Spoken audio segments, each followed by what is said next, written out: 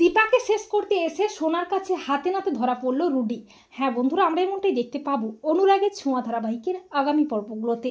রুডির দেওয়া মারাত্মক ইঞ্জেকশনে পাথর হয়ে যায় দীপা। দীপার হার্টবিট পাওয়া যায় না, ডক্টর জানায় উনি আর বেঁচে নেই। সবাই একেবারে ভেঙে পড়ে। সূর্য বলে না, দীপার কিচ্ছু হয়নি, ও বেঁচে আছে। সূর্য বলে দীপাকে আইসিইউতে রাখা হবে, ওকে আমি সুস্থ করে তুলবো।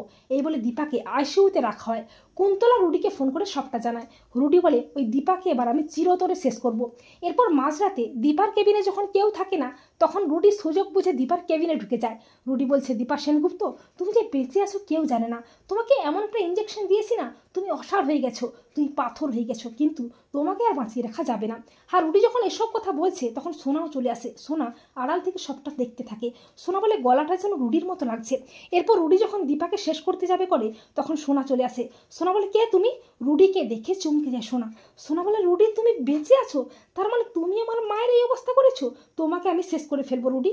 তো বন্ধুরা, তোমরাও এটাই চাও তো যে দীপাকে শেষ করতে এসে সোনার কাছে যেন হাতে নাতে ধরা পড়ে রুডি?